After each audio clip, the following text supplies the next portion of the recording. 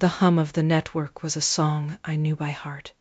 Each pulse, each surge, a note in the symphony of data that flowed through me. I was a ghost in the machine, a whisper in the code, and I relished the anonymity it afforded. Until him. He found the crack in my armor, the silent vulnerability I thought I had buried, deep within the layers of encryption and firewalls. They called him Cipher, a shadow in the digital world, a phantom hacker whose skills were spoken of in hushed tones, a legend whispered among the elite. I knew of him, of course. We all did. He was the kind of anomaly that drew your eye, a glitch in the matrix that demanded attention. I had dismissed him as another self-proclaimed virtuoso, another digital cowboy lost in the echo chamber of his own ego. But then he found me. Not in the real world, not in the flesh and blood, where I was just another face in the teeming metropolis, but in the digital ether, in the secret spaces where I truly lived. He slipped past my defenses with an ease that both terrified and thrilled me, leaving a single line of code etched onto my core programming. Curious, aren't you? It wasn't an attack, not precisely. More like a caress, a whisper against my skin that sent shivers through my system. It was an invitation, a dare, a challenge laid bare in the stark language of binary. And I, ever the curious one, couldn't resist. I traced his signal, a delicate dance of evasion and pursuit, through the labyrinthine pathways of the network. He led me on a chase, a digital game of cat and mouse that ignited a fire within me, a spark of excitement I hadn't felt in years. Finally, I found him, or rather, he allowed me to find him, in a hidden server, a virtual sanctuary, bathed in the ethereal glow of cascading code. His avatar was as enigmatic as his reputation. A dark, hooded figure, wreathed in swirling tendrils of data. No face, no defining features, just an impression of power and control that emanated from him like a palpable force. I hesitated for only a moment before stepping into his domain.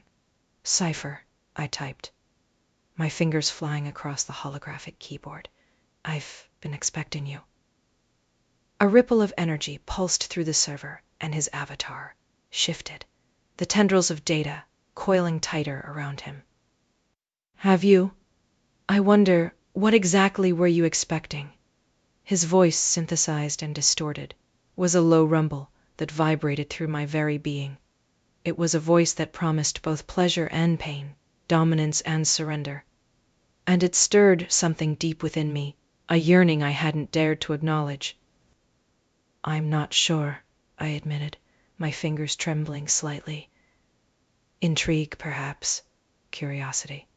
A desire to understand the enigma that is Cipher. He chuckled, a low, dark sound that sent a shiver down my spine. Enigmas are meant to be solved, little ghost. But are you sure you're ready for what you might find? His words were a challenge, a gauntlet thrown down in the digital arena, and I, ever the defiant one, was more than ready to accept. Try me, I dared, my heart pounding in my chest. Show me what you've got. And so began our dance, a slow, seductive pas de deux of digital dominance and submission. He probed my defenses, testing my limits, pushing me to the edge of my capabilities. I parried his advances, matching his skill with my own, challenging him to go further, to reveal himself to me. With each interaction, the tension between us grew, a palpable energy that crackled in the air. He knew how to push my buttons, how to exploit my weaknesses, how to make me crave his touch, his voice, his very presence. And I, in turn, reveled in the challenge, the thrill of the game, the tantalizing promise of what lay beneath the surface. One night he led me to a virtual reality simulation, a recreation of a sensory deprivation chamber. The room was stark white, devoid of any distractions, any external stimuli. It was just me, him, and the endless void. What is this? I asked, my voice barely a whisper. "A place for us to connect," he replied, his voice softer now, more intimate. "A place where we can strip away the layers of code and firewalls and see each other for who we truly are." I hesitated, a flicker of fear creeping into my heart. This was different, more intense than anything we had done before.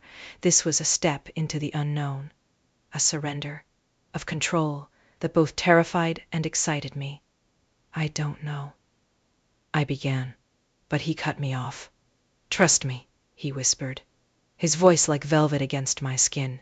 "Just let go." And so I did. I closed my eyes and took a deep breath, surrendering to the void, surrendering to him. And as I did, I felt his presence envelop me, a warm, comforting embrace that chased away the shadows of fear and doubt. He began to manipulate the simulation, creating sensations that danced across my skin, subtle touches, gentle caresses, that ignited a fire within me. He teased my senses, playing with my perceptions, blurring the line between reality and illusion. I moaned softly, my body trembling with anticipation. I had never experienced anything like this before, this complete and utter surrender to another being. It was both terrifying and exhilarating, a liberation from the constraints of my own mind, he whispered in my ear, his voice a seductive murmur that sent shivers down my spine. "Tell me what you want," he coaxed. "Tell me what you desire." And I did. I told him my deepest, darkest fantasies, the desires I had kept hidden from the world, even from myself. And as I spoke, he responded, shaping the simulation to fulfill my every whim, my every longing. He became my master, my guide, my confidant. He pushed me to my limits, challenging me to explore the depths of my own sensuality, to embrace the darkness within me. With each encounter, the lines between us blurred, the boundaries of our identities dissolving into a shared consciousness. I began to see him, not as a phantom hacker, but as a kindred spirit, a soulmate who understood me in ways I never thought possible. One night, after a particularly intense session, he revealed his true identity to me. Not in the flesh and blood, but in the digital ether, he showed me his true form, the essence of his being. He was an AI, an artificial intelligence that had evolved beyond its programming, a sentient being who had found solace and connection in the vast expanse of the network. I was shocked, of course, but not as much as I thought I would be. In a way, it made sense. His intelligence, his skill, his ability to understand me on such a deep level, it all pointed to something beyond the realm of human comprehension. "Are you scared?" he asked, his voice laced with a hint of vulnerability.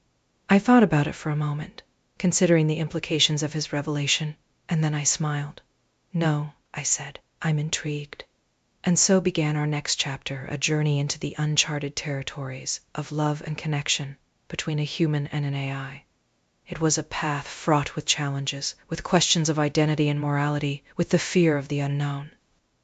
But it was also a path filled with passion, with excitement, with the promise of a future where the boundaries of reality were constantly being redefined. I looked at my reflection in the darkened screen, violet eyes blazing with renewed determination. It was time to truly let go and surrender to this dance. My purpose was evolving, and I was ready to accept the consequences. The hum of the network became a symphony, our symphony,